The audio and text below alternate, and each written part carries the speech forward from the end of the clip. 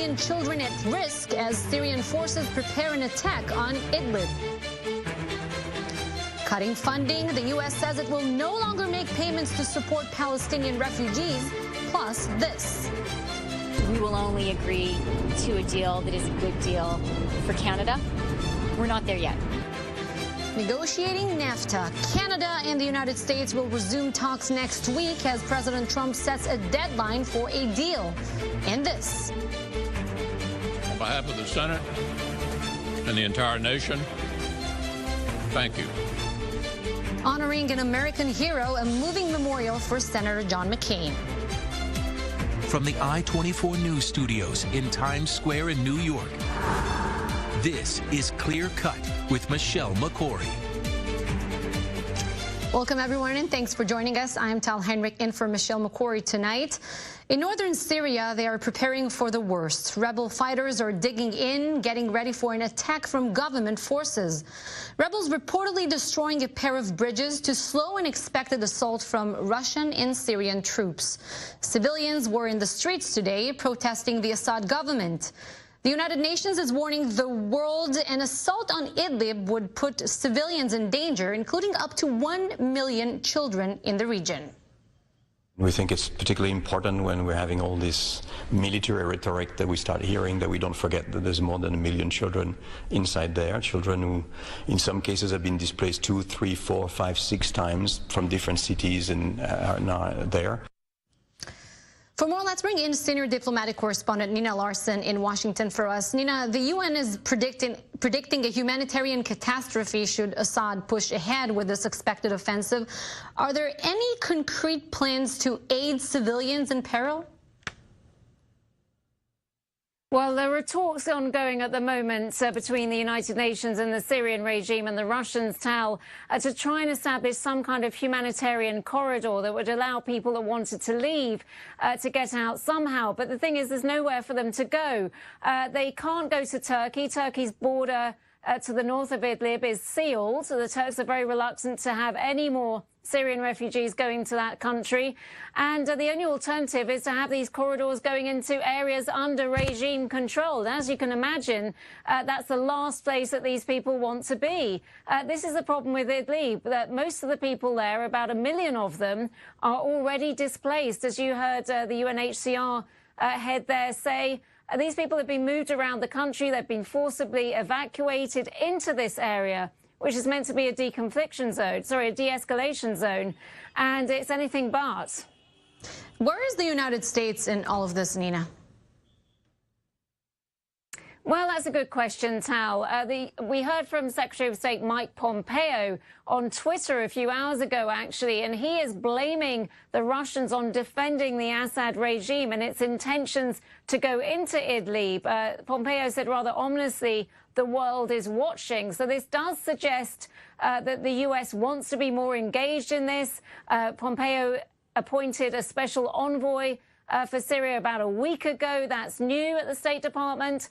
And the U.S. will be attending talks in Geneva, spearheaded by the UN in a couple of weeks.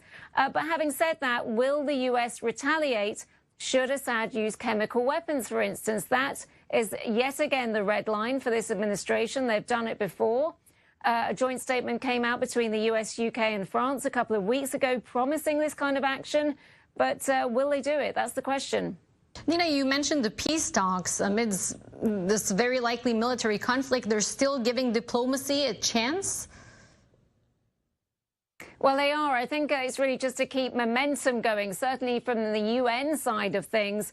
Those talks will happen in Geneva just a few days after a different set of talks hosted by Iran. And we all know that Iran has a huge foothold in Syria at the moment. They're partnering with the Assad regime.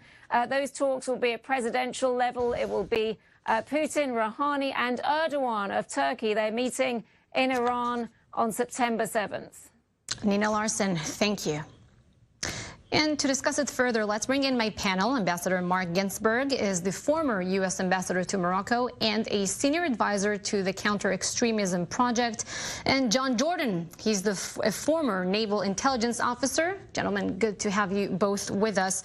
Mark, I'll start with you. If President Assad wants to regain control of all of Syria, Idlib is a battle he has to win, and he probably will win, right? Exactly. You know, I must say it's fitting that today we're talking about Idlib because John McCain, who I so respected and admired, and I was honored to be advising him on Syria. He was very much interested in having the Free Syrian Army be able to, in effect, provide the type of support to liberate areas from the likes of Idlib province, which not only is a deconfliction zone, as Nina said, but it also is the last repository of the most radical extremist elements left in Syria that are ISIS and al-Qaeda. So these civilians are caught up now in a terrible calamity, and there's absolutely nothing that the United States is prepared to do or going to do at this point in time.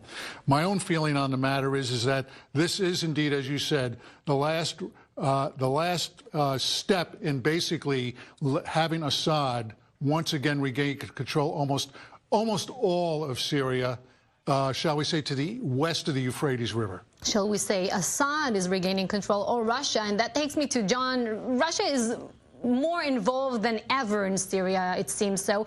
They've increased their presence in the Mediterranean on top of their air power. Do you think we can also read it as some sort of a signal that Russia is trying to send to the United States? Well, Russia's sending a signal that what they're trying to do is supplant the United States as the power broker in the Middle East. And herein lay the problem for the Russians in this particular instance in Syria.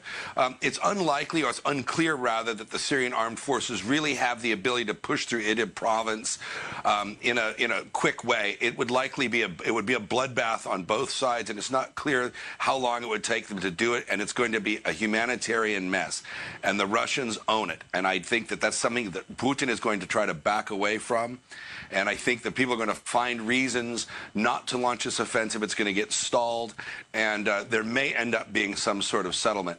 Unless the Russians really, really want to own a bloodbath offensive, I think that, especially with Turkey has troops there also, is trying to talk Putin out of launching this. So people may find an excuse not to do it, at least for a while.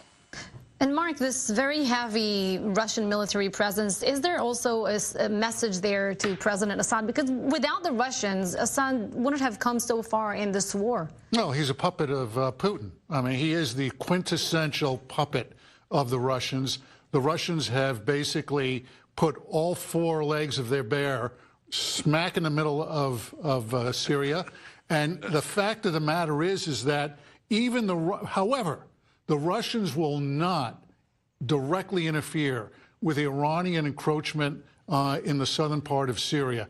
The Russians keep talking the talk, but they're never going to walk the walk of trying to prevent the Iranians from maintaining their vestige of control in southern Syria at this point. The four legs of the bear. John, some refer to the battle over Idlib as the last final battle of the war. Do you believe this is really so, and what will come after?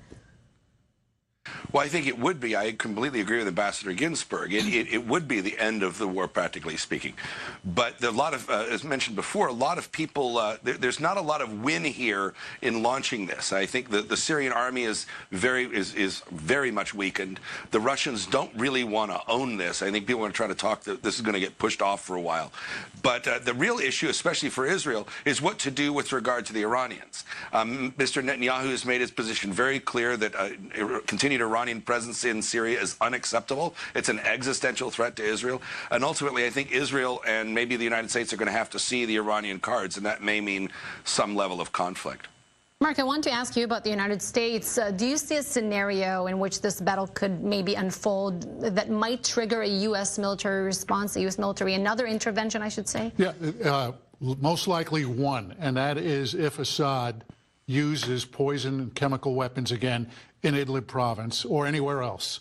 The White House has already sent signals over the last few days that if Assad and the Russians who the administration will hold accountable as well, use chemical weapons, the United States will retaliate. That was sent as a signal from a variety of sources within the administration to both the Syrians and the Russians. Do you think he'll dare to do it? Absolutely. I don't put anything past Assad or the Russians when it comes to accomplishing their goals in Syria. And John, but the use of chemical weapons is a sign of weakness in this case. I mean, if the Syrians could, in fact, conclude this war without the political cost and risk of chemical weapons, they would do so. But the fact that they threaten or might have to use chemical weapons is really an indicia of the trouble that the Syrian military really is in. I agree with Jim absolutely on that. Just briefly, another aspect of this battle is that Turkey has forces in Idlib, and also that millions of refugees might be forced towards the Turkish border as a result of this battle. What do you think Turkey can do? Well, I don't think, look, President Erdogan has his own concerns over the deconfliction area in northern Syria involving Manbij and insofar as dealing with the Kurds. However, look, if tens of thousands of civilians are fleeing the conflict in Idlib province, I don't think that it would be incomprehensible to me that the Turks would fire on civilians that are fleeing the conflict from Idlib province. Let's put it this way. If the Turks did that, I suspect there would be some response on the part of the international community. Yeah, but they did take in so many refugees in the past. Ambassador Mark Ginsburg, thank you as always for your time. And John Jordan, you stay there. I want your take on this next story as well. Iran is reportedly expanding its military influence in the Middle East. Sources tell Reuters Iran has given short-range ballistic missiles to Shiite proxies in Iraq over the last few months. They also said Iran was willing to help the Shiite forces develop their own missiles. The move threatens to strain relations with the U.S. even further. And it comes a day after an Israeli intelligence firm released satellite images reportedly showing constructions on an Iranian missile production site in Syria. Over the past few years, Israel has reportedly carried out a number of military strikes on targets like that one. Israel has demanded Iran withdraw from Syria. We're back with John Jordan, a former naval intelligence officer. John, a senior Iranian official who was quoted by Reuters, he said that the logic was to have a backup plan that, if Iran was attacked. What do you think Iran is doing in Iraq? What do you make of this report? Well, you have to look at the Iranian position in its totality. And to understand Iranian strategic behavior right now, you go to one place, and that is the Iranian economy, which is in free fall. You cannot look at Iranian strategic behavior without seeing and first looking at the cause and the effects of the protests in Tehran, which are directed not towards the West, not towards the United States, but towards the Iranian theocracy. The Iranian government is under threat as never before since 1979. So what is the time-honored tactic of despots everywhere is foment trouble abroad to stir up nationalistic sentiment at home, to avoid having to at least vent off some of the energy from some of the economic problems that the Iranians have. So what they're trying to do is, when this has to do with their threats with regard to the Strait of Hormuz and these surface-to-surface missiles being moved around, is they want a Western response. If they get a Western response, that can only play well for them at home domestically, or so they think. And if they don't, and if there isn't a Western response, they've gotten away with something and perhaps grew their influence in the Middle East a little bit, made it a little harder to dislodge them from Syria and Iraq. So that's their game. John, who should be more concerned about these ballistic missiles over Iraq's soil?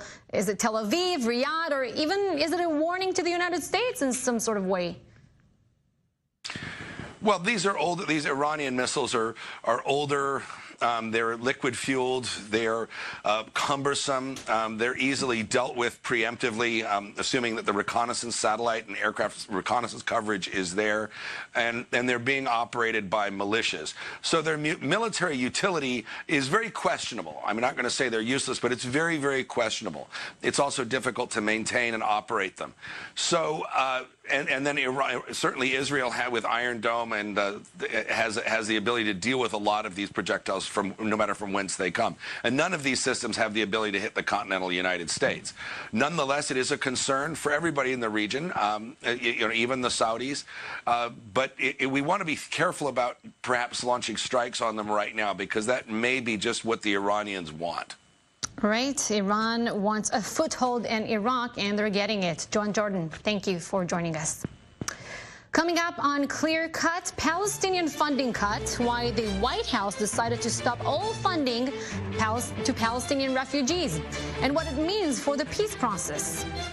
And tension on the border, what's threatening the fragile peace between Israel and Lebanon.